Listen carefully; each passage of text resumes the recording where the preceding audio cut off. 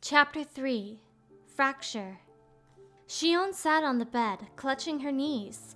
If she kept on like this, she might as well be back at the organization. It would be all for nothing. I have to decide now. She'd been glad to see Roxas and Axel yesterday. Glad, and yet she didn't know how she could show herself to them. At the knock on the door, Xion looked up. "Is that you, Riku?" "I'm coming in." The door opened, and Riku strode right over to the bed. "I was in Twilight Town." "And? What happened?" she asked, blinking up at him. His reply was hushed. "I told them where you are. That's all." She didn't follow. Riku noticed her confusion. "There isn't much time left, Xion. But you already know that, don't you?" Yes, she did, but she didn't know what to do. Riku wasn't here to save her. The one Riku wanted to save was Sora. Still, he was helping her because it would help him. "The only thing I can do is give you time to decide what's really important to you," he went on. "But we don't have too much of that either. So I think maybe you should go back for now." "Go back?" "You don't have to find the answer right away. Don't take too much longer, though. Just go, and it'll come back to you how you want to spend the time you have left." "But, Riku, Xion looked down at her hands and sank into thought. Right, either way, I'll still be going home. So maybe what Riku is trying to say is that I should go back to the organization first. Being away, it's affecting Roxas and Sora too.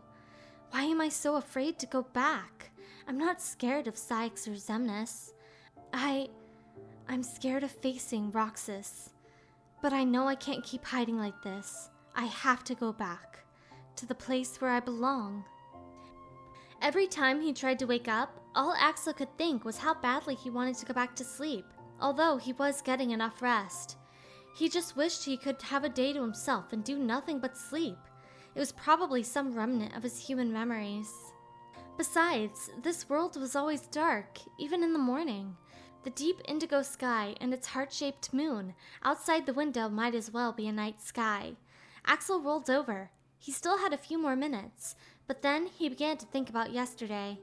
After fainting in Castle Oblivion, Roxas had called out Riku's name, not unlike the time Xion murmured Sora's name in a swoon. What had come to Roxas there in Castle Oblivion? Had he remembered something? Without his memories of his human life, Roxas couldn't possibly know who Riku was. But he called his name. That could only mean a memory had come back to him in some form. It made him uneasy. Maybe it was a bad idea, bringing Roxas to Castle Oblivion to jog his memory. And they'd ventured to the castle thinking they might learn where Xion had gone. But Axel hadn't expected them to actually find her, and Riku, the other one in the black cloak. Axel had seen Riku several times in that castle, back when Roxas was still fairly new. He didn't like to remember all the intrigue now, nor how he'd treat the replica. After all, he'd been the one to determine where the replica should go. What had changed since then? He didn't know whether it was Organization 13 or himself or something else entirely, but things were definitely different. Roxas and Xion were like a pair of mirrors, reflecting each other back and forth. But was that all? Xion was just a vessel, an empty disc to hold a copy of Roxas's powers. Nobody's derived their personalities and abilities from memories of their human lives, but what exactly were those abilities? What gave rise to them? The answer that came to mind was the presence of memory itself. They were chained by their memory, and in those bonds was power, so it was probably fair to say that Roxas and Xion were bound by the same memory.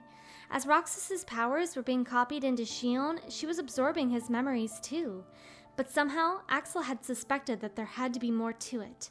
There in Castle Oblivion, Roxas had called out for Riku. Axel figured that the castle's strange aura had provoked some kind of reaction in his memories, like metal filings in a magnetic field. But he might be wrong. Everything about Roxas's memories was so uncertain. But what if?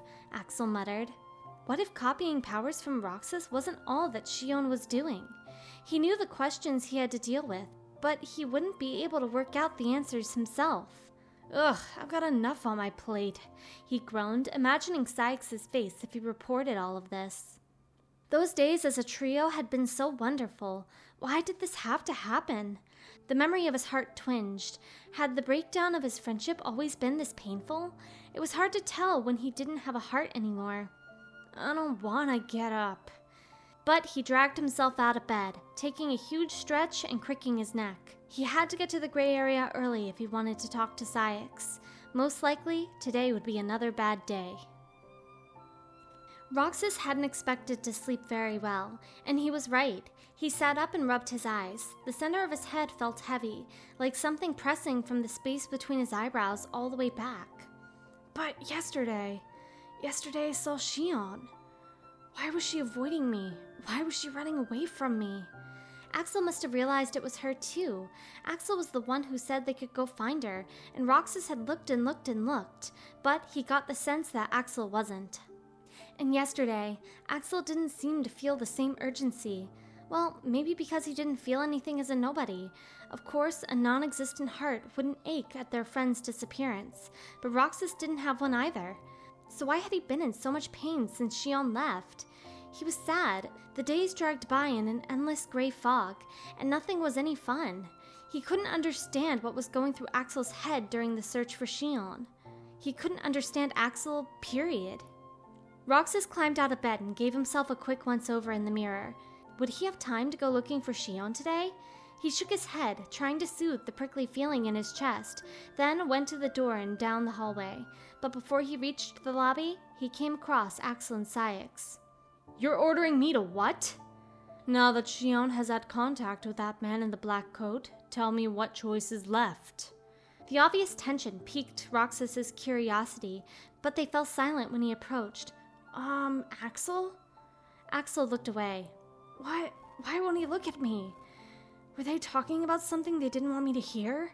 Uncertain what to ask, Roxas hesitated. Saix spoke first.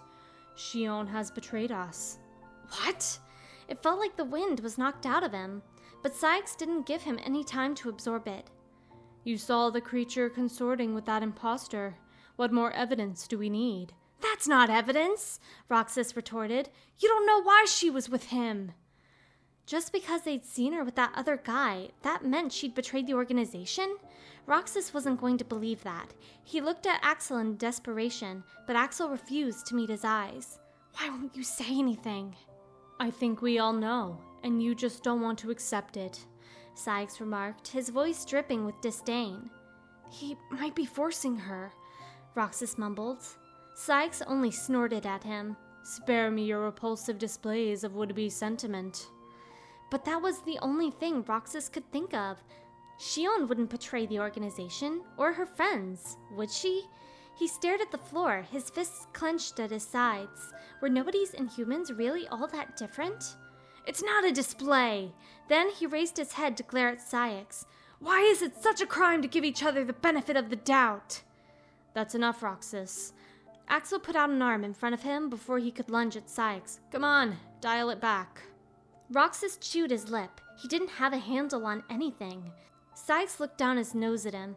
The imposter has resurfaced in Twilight Town. Go and destroy him, Roxas, like I expected you to do yesterday. What? Destroy? Roxas stammered. Yes, destroy, Saix replied, now cool and businesslike. It seems you need clear orders, or you'll just let the target escape. This is an elimination mission. Roxas hung his head and said nothing.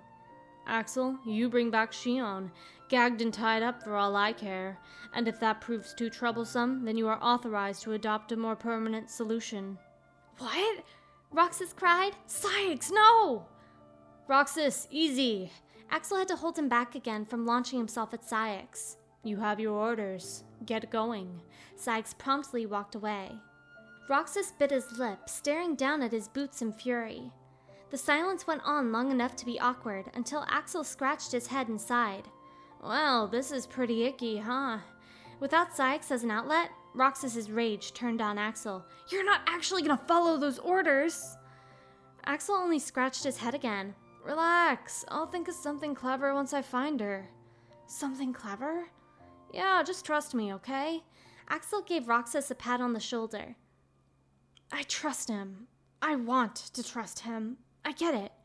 Roxas looked at the floor again. I know I can trust Axel, but still. You just worry about yourself, said Axel. That guy in the cloak won't go down without a fight. Yeah, I know.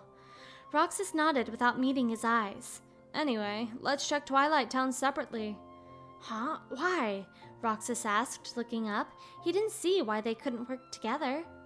We'll find our targets faster if we split up. That's just math. Come on, let's get going, he urged. Roxas willed his feet to move, but they felt heavy. Things weren't the same between them. He didn't know what to do. How can I possibly fix it? Did Roxas realize he was lying? Axel's mind wandered as he went down the slope from the station plaza to the tram common. It was probably better for him if he never found out, Axel thought, but that was too optimistic. Roxas was starting to resent the organization because of Xion. It was an uncomfortable idea, but some of the blame lay with Axel, and he was getting worried that Roxas's doubts might include him as well. And he was still uncertain what was best for Roxas or for Xion. He couldn't guess what would come of it if the two of them had any more contact. The only thing he knew was that Xion was copying Roxas's memories and his powers. What would happen if the process ran to completion? He didn't know that either. Axel walked on. He wanted to find Xion before Roxas did, and that was why he had them split up. If he could find her first, maybe he could diffuse some of the tension. But how would everyone be satisfied without getting hurt? How could he make that happen? He doubted it was even possible. That didn't mean he was about to give up, though. He walked on. Uncertain what to do, Xion perched on a rooftop over the tram common. There was a shop where they'd always buy their ice cream to enjoy together. Would they ever be able to do that again? Riku said that if she waited in Twilight Town, Roxas and Axel would be sure to turn up. But she still wasn't sure. Should she really let them see her? Should she go back to the organization? She would have to leave them again eventually, but just for now. Then Xion jumped to her feet as she spotted a familiar figure. Roxas. He paused, his head swiveling this way and that, searching, probably for her or Riku. Was she supposed to just appear in front of him? What should she do? But as she hesitated, Roxas looked up, and he saw her. Xion! He cried. She darted away like a startled animal. How could she face him? Roxas chased after her. What could she say to him? There wasn't much time left, Riku had told her, but that meant there was some. He hadn't said how much, nor had he given her any advice about what to do with it. All he'd done was give her a tiny push. But now she was running away. Her lungs ached, and she was lost. Branching off the plaza were some garages, and a dead end. Xion! I can't run anymore. Xion stopped and pushed back her hood to look at Roxas. A strange, awkward smile came to his face as he stepped toward her. She avoided his gaze without quite meaning to. Where have you been? Axel and I have been looking all over for you. You have? She still couldn't meet his eyes. Sorry. She wasn't sure what she was apologizing for, but she couldn't think of anything else to say. Maybe she was sorry for deserting, or something on the endless list. Roxas stepped closer, reaching out toward her. Let's go home. If you come back voluntarily, Saix will let all this drop. He has to. Saix. But Saix isn't the problem. It's me. I'm the problem. And Roxas doesn't even know. Something in Xion's chest panged. She clenched her fist there, hanging her head. I don't care what he said. I'll be there. She looked up at Roxas's stubborn declaration. His unguarded smile made her chest ache even more. I can't. Me and Axel, we'll make sure. Xion shook her head, cutting him off. I can't do it after all. I really can't. Why not? Come on, Roxas demanded, hurt. But she didn't have any answers for him. She still hadn't found them for herself. She turned away. She wanted to run away. From here, from the organization, from Roxas, from herself. Wait! Roxas took hold of her hand. She didn't move. I have no idea what to do. What am I supposed to do? I just don't know. But if running away is bad, then what? Maybe... Slowly, Xion turned, summoning the Keyblade to her hand. What? Roxas gasped. Her Keyblade was identical to the one Roxas had lent her that time. I'm sorry, Roxas. I just can't. Not yet. As she lifted her arm to point the Keyblade at him, something knocked it aside. A bladed ring. A chakram. Axel! She watched the weapon return to its owner. Well, hello there, Xion. Axel stood there with a smirk. Roxas spun to look at him too. Oh, so that's how it is. Maybe. Sure. Xion leaped at Axel, keyblade swinging. She had no intention of losing, but she did have doubts. Axel knows, doesn't he? I probably can't go back to the organization, but what does he think? She heard Roxas pleading. No, wait! I'm sorry, Roxas. Axel knows what I am, and he's gonna tell me to come back. Riku gave me this chance, but I can't take it. Not like this. Xion jumped back from Axel and let out a furious shout. Then she charged. Stop! Roxas screamed. Why did that make her falter? The air had frozen around her. No, she just couldn't breathe. She felt someone behind her, then a blow to her back. Then everything went dark. He was a moment too late. Roxas had found Xion first. Axel had folded his arms and eavesdropped. If Roxas had managed to talk her into coming back, so much the better. But Xion made her choice. A definite no. And the choice Axel made was to secure her. In that instant, he determined there was no other way. He believed he'd chosen the path that would hurt Roxas less. Even now, he wasn't sure whether it was right, but he was sure, mostly sure, that it was the best one out of the options he had at the time. When Roxas screamed at them to stop, Xion flinched for barely a split second, but it was enough for him to dart behind her and knock her out with a blow to the back of her neck. He caught her as she fell, and Roxas ran to them. Axel turned away and opened the corridors of darkness, and then he was on his way back to the castle with Xion, alone. He still had no idea how to explain things to Roxas, and his thoughts had been so tangled he couldn't even begin to find the words. That self-doubt had led him to turn his back on his friend. Maybe that, if nothing else, would plant the seeds of distrust in Roxas, and in that moment, Axel had seen no other way. Xion had her own doubts, and that was why she had rejected Roxas. Axel had no idea what might happen between those two after this. Someday, she would reach her decision, so for now, he would have to obey the organization. And Saix. What would she do? What would happen to her? And Roxas? Gazing at the pod that held the sleeping Xion, Axel wondered what was to come. Roxas hung his head. The late afternoon sun shone on his slumped back, and a long shadow stretched before him. Why? Why was this happening? He didn't know anything. Not why Axel had abandoned him in Twilight Town, or even what had just happened. Xion pointed her keyblade at me, and Axel threw a chakram to knock it aside, and I couldn't do anything. Why did she threaten me with the keyblade? Why was she saying she can't come back? Why did Axel attack her? We could have talked to her more if he didn't start fighting. Why did he have to do that? Roxas squinted into the bright, warm sunlight. He had to go see Xion. He opened the corridors of darkness and stepped into the swirling portal. Once he arrived in the castle that never was, he went straight for Xion's room. Surely she'd be there, just resting after her ordeal.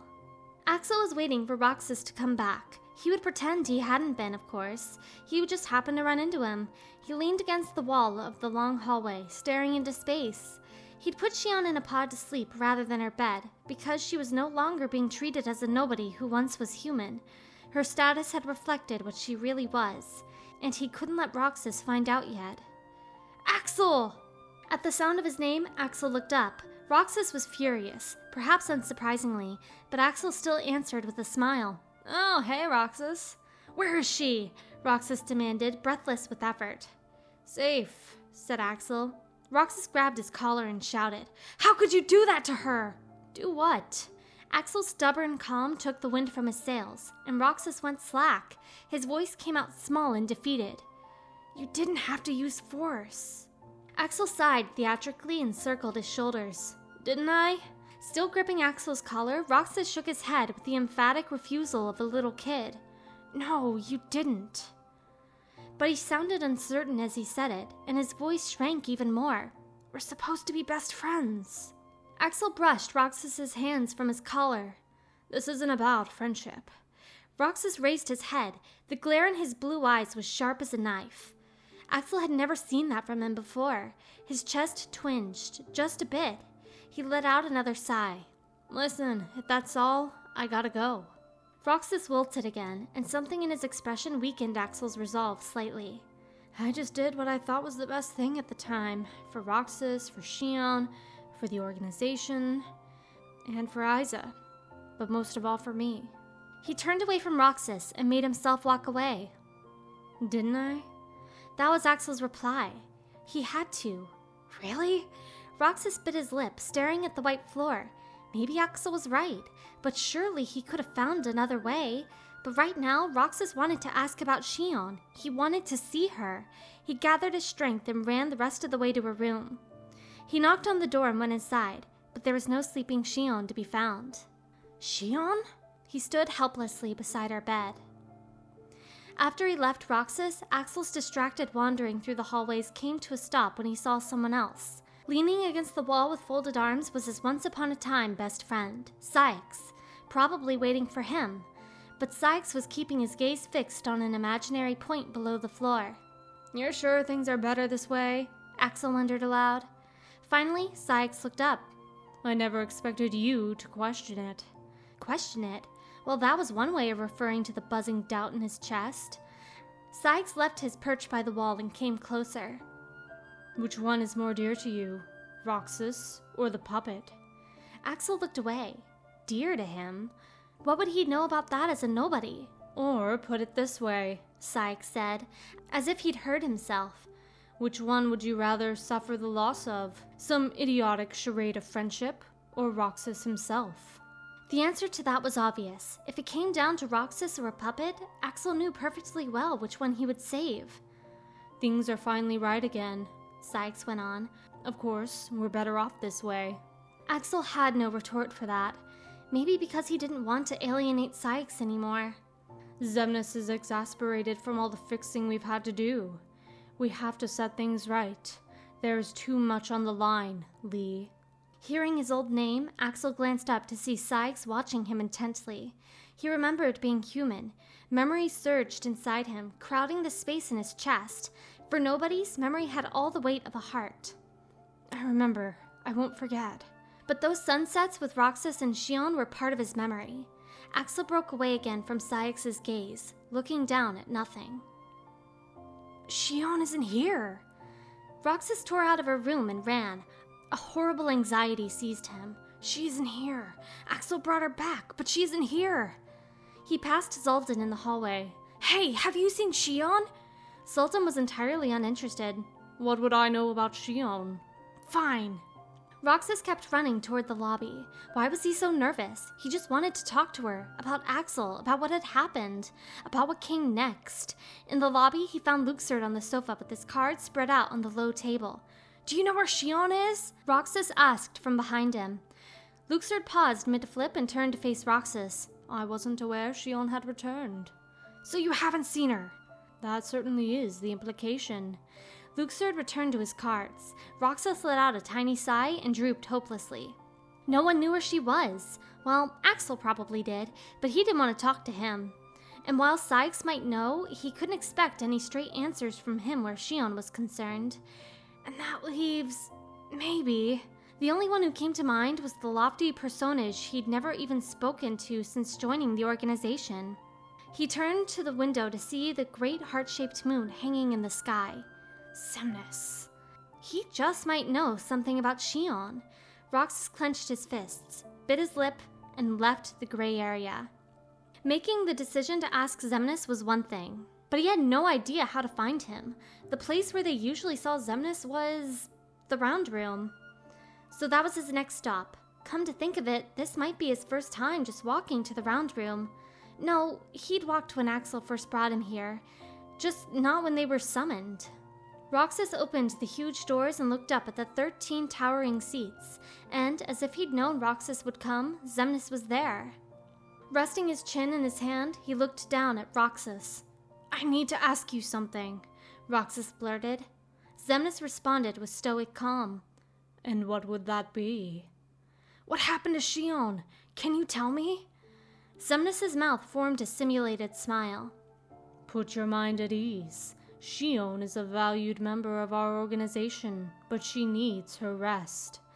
A valued member of the organization. That phrasing did reassure Roxas somewhat, and the news that she was just resting helped a bit more.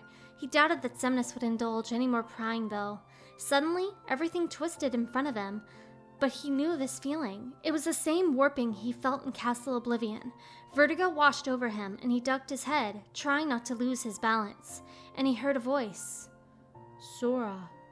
No, this was a memory, like Xemnas had called him that once, on that gloomy seashore. Sora. Roxas murmured the name aloud.